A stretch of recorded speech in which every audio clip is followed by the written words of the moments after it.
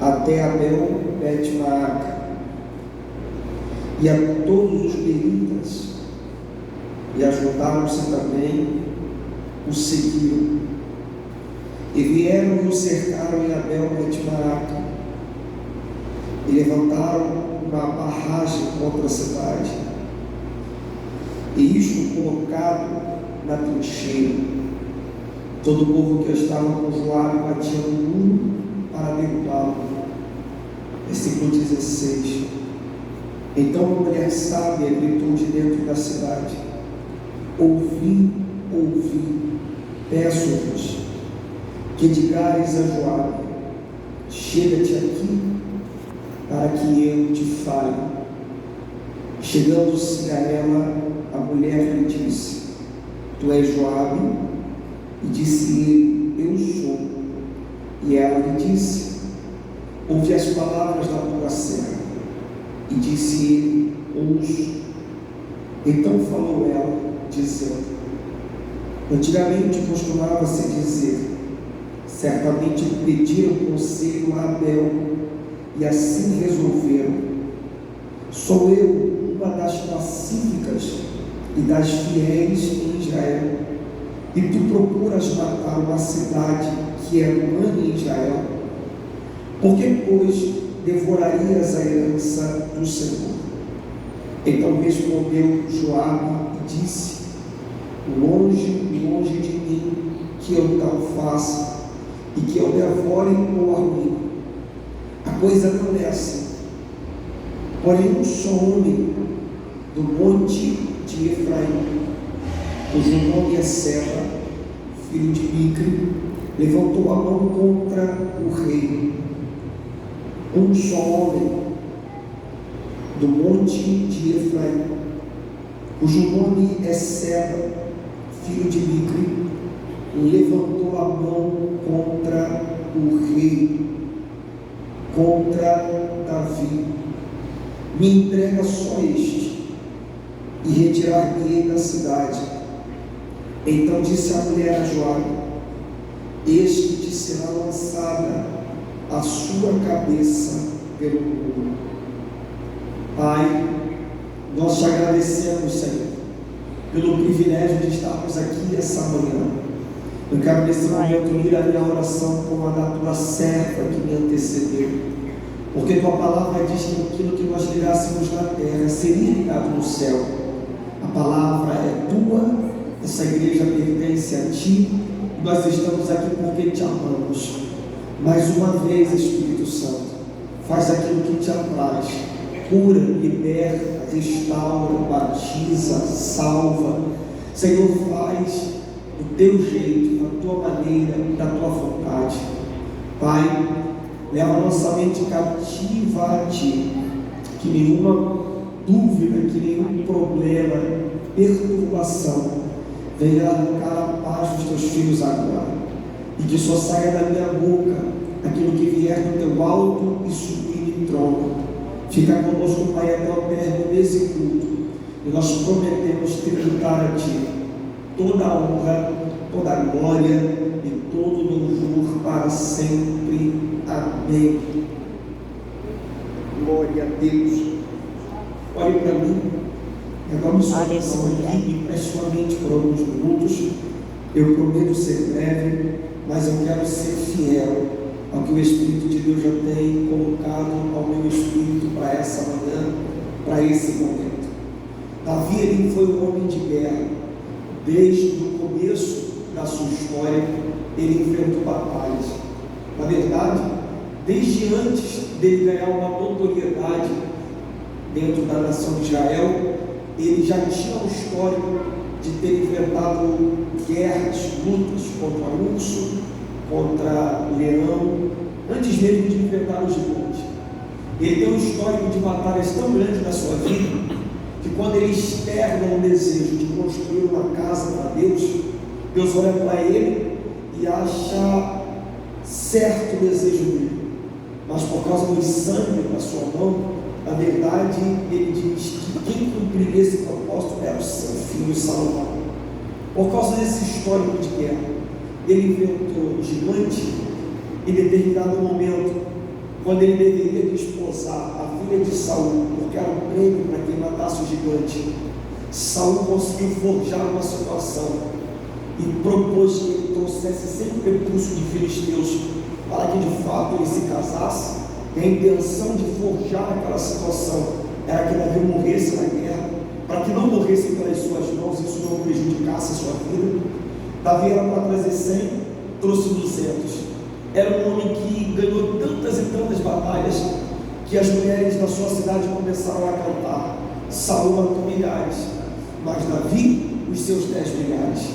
Talvez de todas essas guerras que Davi tenha enfrentado, o inimigo mais difícil, ou melhor, a batalha mais difícil que ele travou, não foi contra o gigante, não foi contra os filisteus e muito menos contra Saul. Talvez a batalha mais difícil que ele enfrentou foi dentro da sua casa, com o seu filho Absalão. Quando Absalão tenta dar um golpe de estado e toma a nação de Israel para si, Davi foge para que não houvesse guerra, para que não houvesse mortes, para que não houvesse perda. Só que ele percebe que Absalão não devolverá o trono, e ele tem homens do seu lado tão fiéis que estão dispostos a darem a sua vida por ele. Então, quando ele chega num momento onde não tem mais como fugir dessa guerra, e ele sabe da superioridade do seu exército, ele sabe que se ele lutar contra o filho dele, a vitória é certa. O único pedido que ele fez para o seu general foi: não mata o inimigo, não destrói ele, poupa a vida dele. Só que por mais que Davi tenha pontuado esse desejo do seu coração, Absalão é morto em batalha. E para Davi, aquela guerra, aquela vitória, nunca teve gosto de vitória, porque retomar o trono de Israel teria o preço do sangue e da morte do seu próprio filho. Então, por mais que ele tenha ganhado, com certeza, Davi nunca se sentiu vitorioso. E agora, ele está voltando para Israel. E vai acontecer um problema político, pastor Wellington, dentro dessa situação. Porque quando Davi sai e Absalão morre, os líderes das tribos começam a se juntar para querer decidir a volta de Davi. E a maioria das tribos desejavam o retorno do rei. Só que Judá, ela não se posiciona. E quando Davi volta, quando está tudo acertado para ele voltar, o que a tribo de Judá faz? Para ganhar moral com Davi, ela atravessa o Jordão para receber Davi antes das outras tribos, para depois voltar o Jordão com ele, como se demonstrasse um apoio político. Isso não foi bem visto entre Israel. Por quê? Porque a todo momento as outras tribos desejavam a volta de Israel, e quem ficava em cima do muro? A tribo de Judá. E agora que o rei está chegando, eles estão querendo demonstrar um apoio que nunca deram. Percebe que está começando a surgir um conflito territorial naquele lugar. Começa a surgir um desconforto. E aproveitando uma oportunidade, sorrateiramente, um homem chamado Seba, diz a palavra de Deus, e a Bíblia diz que ele é filho de Belial. E essa expressão Belial, a ideia é bom para nada. Você já viu alguém bom para nada? Alguém bom para nada é um emprestado, não presta para nada. Filho de Belial sentiu, fez a leitura do ambiente e percebeu que havia um descontentamento no coração dos homens com o rei. E aproveitando esse descontentamento, ele vai começar a fomentar no coração das pessoas uma rebelião contra a autoridade espiritual daquele lugar. A Bíblia diz que ele vai reunir as pessoas e vai começar a bradar: o que nós temos com o filho de Jessé, o que nós temos com a casa de Davi. As 10 tribos vão embora, Davi fica sem apoio. Só que Davi é um homem experiente, é um homem de guerra, e ele sabe que se ele não cortar o mal pela raiz agora, vai ser o segundo conflito que ele vai passar no seu reino. Ele mal se recupera de uma divisão do seu filho, e agora alguém está tentando trazer um prejuízo tão grande quanto a Absalão trouxe. Então ele manda que o seu exército siga o rastro de Seba e impeça essa rebelião que ele está querendo montar. A Bíblia diz que ele vai de cidade em cidade, de aldeia em aldeia, de povoado em povoado, de grupo em grupo. E sabe qual é o sentimento? O que nós temos com o rei de Israel? Por que estamos com ele? Qual é a aliança que temos com ele? Por que continuaremos seguindo esse homem? Por que continuaremos nos aliançando com ele? Ele vai de cidade em cidade, insurgindo uma rebelião contra Davi, até chegar numa cidade chamada Abel-Bet-Maach, que a Bíblia diz que é uma cidade morada. E quando o exército do rei chega ali, ele vai fazer pressão para derrubar os muros daquela cidade. Só que as pessoas que estão do lado de dentro não conseguem entender o que está acontecendo. Por isso que a Bíblia diz que uma mulher sábia se apresenta perguntando se poderia falar com Joabe, porque era ele que estava de frente dessa empreitada. Sabe qual é a proposta dessa mulher? Por que vocês estão querendo destruir uma cidade que é mãe em Israel? Ela está apresentando o seu histórico. Ela está dizendo o seguinte: nós não caímos de paraquedas aqui, nós somos uma cidade que ela tem uma história em Israel, ela é antiga. E detalhe, os habitantes dessa cidade são conhecidos pela sua sabedoria. Quando alguém precisa resolver uma questão, sabe para onde eles vão? Para dentro da cidade para resolver.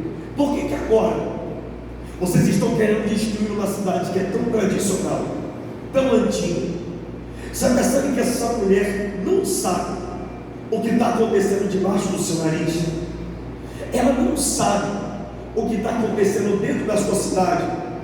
Ela não sabe o que por dentro dos muros da sua terra está se levantando. Sabe por que ela não sabe?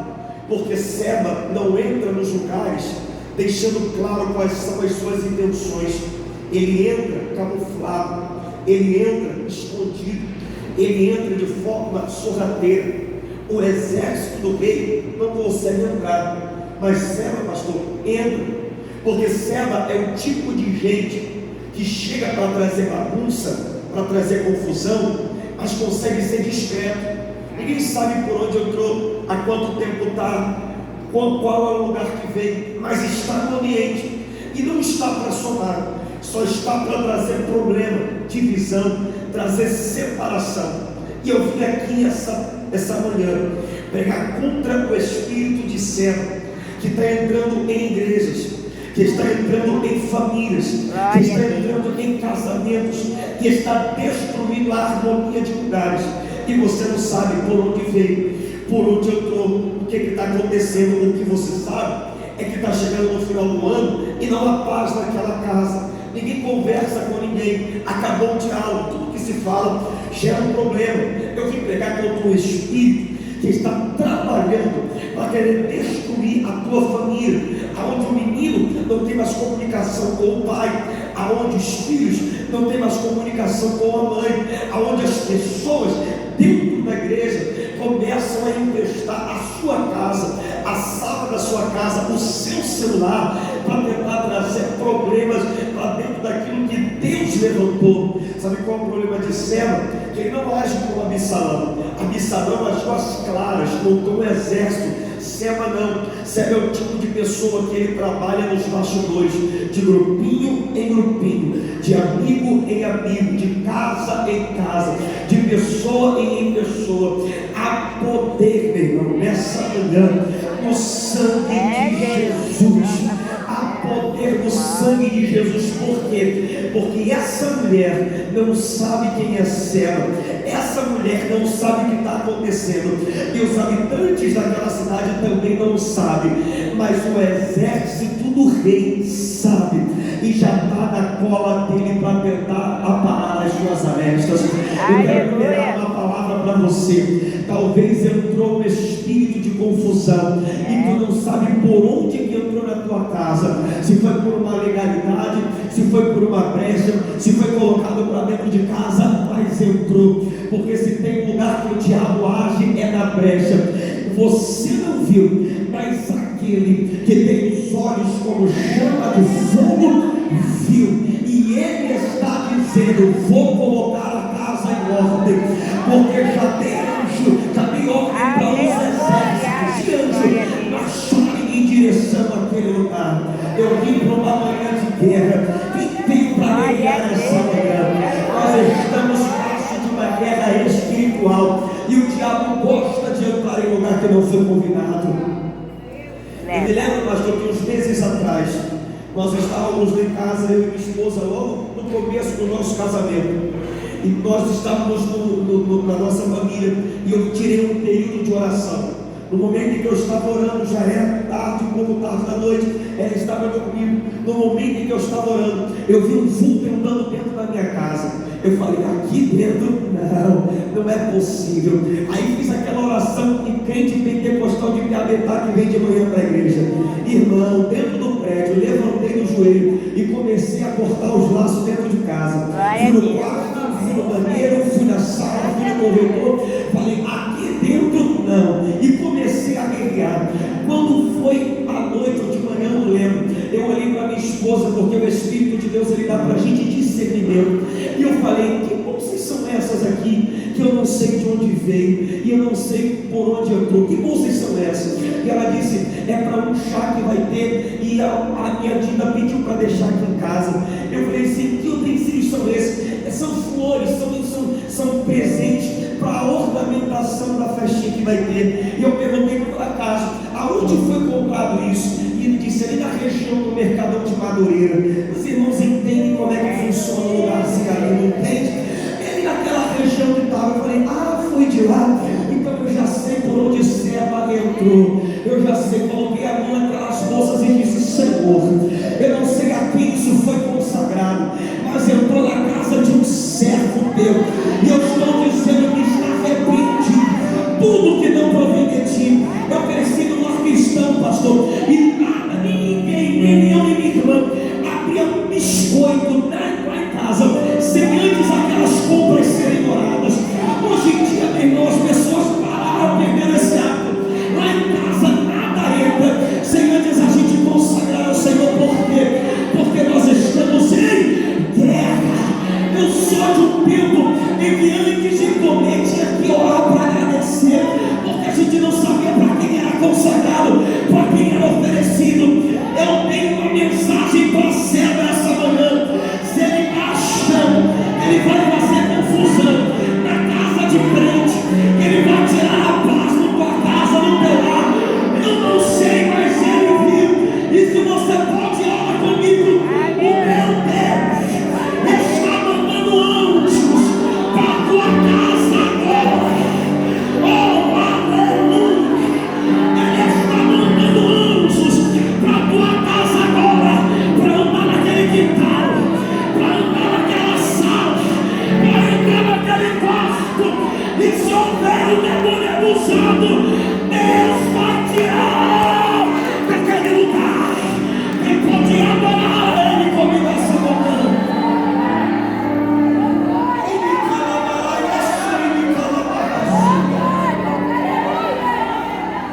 Ninguém viu, mas Ele viu.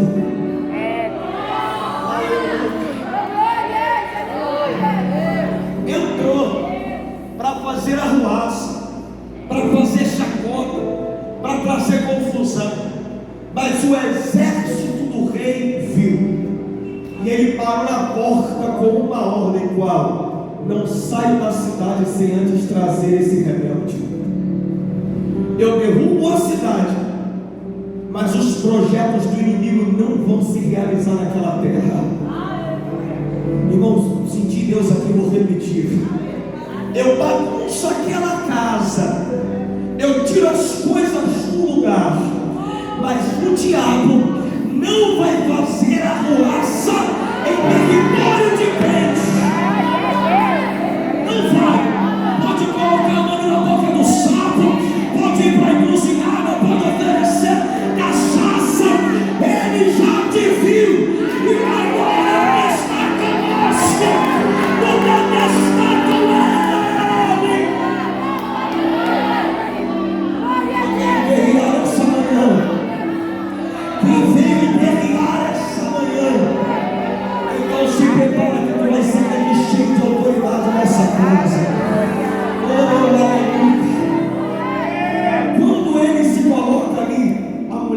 percebe, ela lê o ambiente, isso aqui não é normal. O exército do rei aqui querendo destruir essa cidade não é normal. Ela pergunta para Joabe: o que está acontecendo? Quando ela disponibiliza, pastor Wellington, de negociar com Joabe, ela está deixando claro com quem é a sua aliança. Quando ela chama Joabe para a conversa, ela está dizendo: eu nem sei o porquê o exército está aqui, mas a minha aliança é com o rei de Israel. A minha casa está aliançada com o trono. Por que o exército está aqui? Sabe o que ela está dizendo? Me diz que eu estou disponibilizando a minha casa para resolver o que o rei precisa. Quando Joabe explica para ela vai se posicionar. Sabe por quê? Ela está dizendo: a minha casa não é esconderijo de rebelde. A minha casa, a minha terra é extensão do reino. A minha casa não é um lugar onde pessoas que gostam de falar mal de autoridade se sentem à vontade para sentar no meu sofá para comer alguém em prato quente ali falando mal, fazendo fofoca. A minha casa não. A minha casa está aliançada com o rei. A minha casa está aliançada com o trono. Ninguém vai fazer rebelião na igreja e vai se refugiar na minha casa. Ninguém vai querer falar mal de autoridade espiritual aqui e vai querer usar a sala da minha casa para se refugiar. Não. A minha casa está ligada com o trono. O que ela está dizendo é: o que não pode para Davi não pode para mim. O que não pode para Israel não pode para Abel Bet-Maaca. Escute aqui: não faça da sua casa um território diferente dessa igreja. O que não pode aqui dentro precisa ser proibido lá também. Não negocie valores que aqui não são negociados. Que história é essa? Que na igreja não pode falar palavrão, mas lá o menino fala. Que negócio é esse? Que aqui não pode bebida, mas lá quer beber debaixo do teu nariz. Menino de 17, 16 anos que é bancado por você. Se não pode aqui, não pode lá. Faça na tua casa uma extensão do reino. Na igreja não pode, na minha casa não pode. Aqui sexo antes do casamento é pecado. Na minha casa é namorado, não namora, de porta fechada. Aqui é pecado, na minha casa também é. Glória a Deus. Não negocie valores do reino na sua casa. Não abra as portas da sua casa para oportunidades, porque isso vai te trazer prejuízos. Existem pessoas que perderam o domínio sobre o lugar onde estão, porque Seba se infiltrou e usurpou de você a autoridade. Mas Deus vai devolver para você hoje, porque eu vim para guerrear essa mulher. Aleluia. E essa mulher aqui não precisa nem ter o nome dela apresentado para a gente ver que é uma mulher extraordinária. A Bíblia diz: uma mulher sábia. Uma mulher sábia. Sabe o que ela está dizendo? Quer dizer que o inimigo do rei entrou aqui na cidade. Quer dizer que um rebelde está querendo fazer gracinha no meu território. Fica tranquilo, Joabe. Nenhum soldado teu vai precisar pisar nessa terra. Não. A cabeça dele vai voar o nome já. Aleluia. Irmão, tem que ser muito crente. Tem que ter muita autoridade. Sabe o que ela está dizendo? Eu não sei nem por onde ele entrou, mas eu sei por onde ele vai sair. Eu não sei nem por onde ele achou a brecha, mas eu sei por onde ele vai sair. Não precisa entrar, a cabeça dele vai voar o muro aí fora. Sabe o que ela está dizendo? A minha casa está alinhada com o rei, mas eu não preciso que o rei chegue na minha casa para exercer a autoridade. Por quê? Porque eu já estou ali dentro.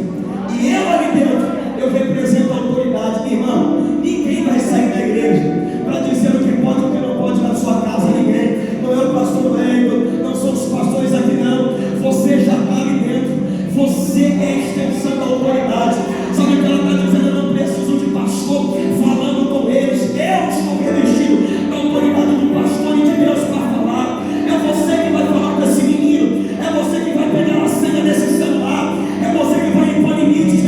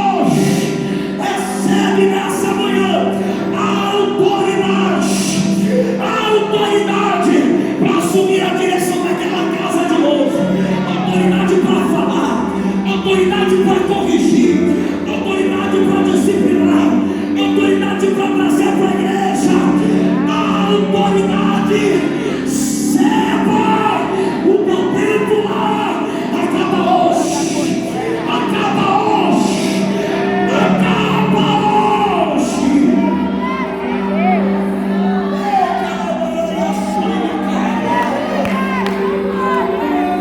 Oh, Espírito Santo de Deus,